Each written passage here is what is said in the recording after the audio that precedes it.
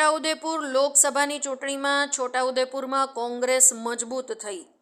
ભારત આદિવાસી પાર્ટીના ઉમેદવાર જામસિંગ રાઠવાએ કોંગ્રેસને કર્યો ટેકો. છોટાઉદેપુર કોંગ્રેસ કાર્યાલય ખાતે પ્રેસ કોન્ફરન્સ યોજી જામસિંગ રાઠવાએ કર્યો ટેકો. છોટાઉદેપુર લોકસભાની ચૂંટણીમાં ભારત આદિવાસી પાર્ટીના ઉમેદવાર જામસિંગભાઈ રાઠવાએ ટેકો કરતા કોંગ્રેસ છોટાઉદેપુર લોકસભામાં મજબૂત થઈ. ભારત આદિવાસી પાર્ટીના લોકસભાના ઉમેદવાર જામસિંગ રાઠવાએ કોંગ્રેસને ટેકો કરતા લોકસભાના કોંગ્રેસના ઉમેદવાર સુખરામ રાઠવાએ આભાર માન્યો હતો. મુકેશ પરમાર, નસવાડી. છોટાઉદેપુર આદિવાસી સીટ પર હું ભારત આદિવાસી પક્ષ તરફથી ઉમેદવારી નોંધાવેલી અને છેલ્લા હું કેટલાય વખતથી મારું નામ જામસિંગભાઈ હીરાભાઈ રાઠવા, હું વડોદરા અને છોટાઉદેપુર જિલ્લા રાઠવા સમાજનો પ્રમુખ છું. પણ છેલ્લા કેટલાય વખતથી જે છોટાઉદેપુર જિલ્લામાં જાત જાતના પ્રશ્નો યુસીસી માટે પણ આવેદનપત્ર આપ્યું હતું.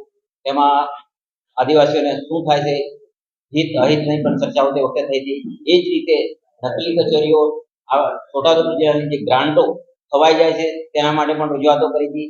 એવી રીતે જે વર્ષોમાં ખનન થઈ રહ્યું છે સતત, તેની માટે પણ અને એ સિવાય પણ બીજા કેટલાય પ્રશ્નોની સતત કન્ટિન્યુઅસ આદિવાસી સમાજ માટે રજૂઆત કરતો હું આવ્યો અને રાઠવા જાતિ માટે પણ સુખરામભાઈના સાથ અને સહકારથી અમે એ પણ ઉકેલ કર્યો હતો. અને હમણાં પણ જો ચાલુ હશે તો એના માટે પણ અમે લડત આપીશું અને આ પ્રશ્નને સોલ્વ કરવા માટેની જો સુખરામભાઈ જશે પાર્લામેન્ટમાં તો આ પ્રશ્ન કાયમી ધોરણે સોલ્વ કરવા માટે અમે એમને અપીલ કરીશું. આ સિવાય સમાજમાં જાગૃતિ આવે અને આદિવાસી સમાજમાં શિક્ષણનો વ્યાપ વધે એના માટે અહીંયા છોટાઉદેપુર જિલ્લામાં નવી નવી કોલેજો ખુલે એના માટે પણ પ્રયત્નો કરીશું. તેમજ નવા આરોગ્ય માટે પણ દવાખાના ખુલે અને સરકારી ખુલે તે એમાં પૂરતા ડોક્ટરો હોવા જોઈએ, શિક્ષણ સંસ્થાઓ પૂરતા શિક્ષકો હોવા જોઈએ અને દરેક સુવિધાઓ વ્યવસ્થિત હોવી જોઈએ. કારણ કે આદિવાસીની ગ્રાન્ટો એટલી બધી આવે છે કરોડોમાં. એ ગ્રાન્ટોનો જો વ્યવસ્થિત ઉપયોગ થયો તો આજે આ તારીખે આજે આદિવાસી સમાજમાં જે પ્રશ્નો છે તે પ્રશ્નો રહ્યા નહીં હોત. અને ખાસ તો અમે નર્મદાનું પાણી છોટાઉદેપુર જિલ્લાને પૂરેપૂરું મળે, પીવાનું મળે તેમજ ખેતી માટે પિયત મળે એના માટેનો પ્રયત્ન કરવાના છે. કારણ કે આપણી સામે આટલું બધું પાણી જઈ રહ્યું છે અને આપણને મળતું નથી. તો આ બાબતમાં જો નહીં થાય તો છેવટે આંદોલન પણ કરવામાં આવશે. આ હું આ તબક્કે કહું છું અને મારો સંપૂર્ણ ટેકો સુખરામભાઈને છે અને અમે મદદ કરીશું એની ખાતરી આપીશું. આજે ઉમેદવારી પત્રોની ચકાસણી સવારના 11 રાખવામાં આવેલી હતી. અહીંના ઓબ્ઝર્વર થોડા 10 મિનિટ મોડા થયા એટલે મોટું કામ શરૂ થયું. ચકાસણી દરમિયાન ભારતીય રાષ્ટ્રીય કોંગ્રેસ પક્ષના ઉમેદવાર તરીકે મારું પત્ર માન્ય થતા અહીંયા મારા મિત્ર જામસિંગ રાઠવા તેઓએ પણ ઉમેદવારી કરી છે બીએપી બાપ પાર્ટીમાંથી અને તેઓ પોતે સ્વૈચ્છિક રીતે કોંગ્રેસને મદદ કરવા માટે અહીંયા આવ્યા છે. ત્યારે એમણે પોતે જ કીધું કે મારું મેન્ડેટનું ફોર્મ પાછળથી રજૂ થયું છે, મે બી કદાચ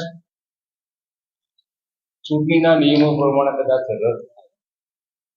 પણ એ હવે જ્યારે આખરી ત્યાંથી પ્રસિદ્ધ થશે ત્યારે ખ્યાલ આવશે. હું આભાર માનું છું જામસિંગ રાઠવાનો કે પોતે સ્વૈચ્છિક રીતે ચૂંટણીમાંથી ખસી જઈને કોંગ્રેસના ઉમેદવાર તરીકે કોંગ્રેસને મદદ કરવા માટે તૈયાર થયા છે. આપ સમક્ષ નિવેદન પણ રજૂ કર્યું છે. અમારી જામસિંગભાઈની, મારી, અર્જુનભાઈની એક જ વિચારસરણી છે કે આદિવાસી સમાજના પડતર પ્રશ્નોને વાચા કઈ રીતના આપી શકાય, આદિવાસી સમાજને બેઠો કરવા માટે શું કરી શકાય, આદિવાસી વિસ્તારની જે ખેતી છે એ ખેતી ચોમાસાના પાણી આધારિત, વરસાદ આધારિત હોય છે. આ વિસ્તારમાં પિયતનો વિસ્તાર ઓછો છે એટલે ગામડામાં ખેડૂતો પોતાની મહેનતથી બોર કરીને સિંચાઈ કરે છે, એ પણ હવે બોરના તળ નીચા ગયા છે, તો શું કરી શકાય? કાં તો બોરના તળને ઊંચા લાવવા હોય પાણી, તો ઠેર ઠેર આડબંધ બાંધવા પડે. કેટલીક સારી જગ્યાઓ હોય ત્યાં તળાવો ઉભા કરવા પડે. અને સરકારની એક યોજના છે બોર રિચાર્જ, જે ફેલ ગયેલા બોર છે એને રિચાર્જ કરવાનો. અને એ રિચાર્જ કરવા માટે જે તે ગામના જે તે ખેતરના ખેડૂતના ખેતરમાં હોય અથવા ફળિયામાં હોય, તો એ પાણી બોરમાં નીચે કેવી રીતના ઉતારી શકાય, એ બધા ભેગા થઈને પાણી બચાવો ઝુંબેશ ઉપાડીને સિંચાઈ શક્તિમાં વધારો કરવા માટે અમે પ્રયત્ન કરીશું. આજની આ પ્રેસ વાર્તામાં આપ સૌનું સ્વાગત છે. અને આજની જે પ્રેસ વાર્તા છે એ ખાસ હેતુથી રાખવામાં આવી છે. આપને જણાવતા હું આનંદ અનુભવું છું કે ભારતીય આદિવાસી પાર્ટીના 21 છોટાઉદેપુર લોકસભાના ઉમેદવાર માનનીય જામસિંગભાઈ રાઠવા સાહેબ એમની ઉમેદવારી પરત લઈને ઇન્ડિયા ગઠબંધન કોંગ્રેસ પાર્ટીને સમર્થન જાહેર કરી રહ્યા છે. એ અમારા માટે ખૂબ જ મોટી વાત છે. જામસિંગભાઈ સમાજના ખૂબ જ પ્રતિષ્ઠિત વ્યક્તિ છે.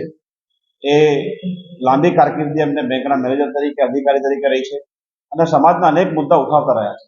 એવા વ્યક્તિ આ ગઠબંધનની સાથે થાય તો ચોક્કસ પૂરા વિસ્તારમાં એની ખૂબ સારી અસર થશે અને એનાથી ઇન્ડિયા ગઠબંધન કોંગ્રેસ પાર્ટીને ખૂબ ફાયદો થશે. હું એમનો આપના માધ્યમથી ખૂબ ખૂબ આભાર માનું છું.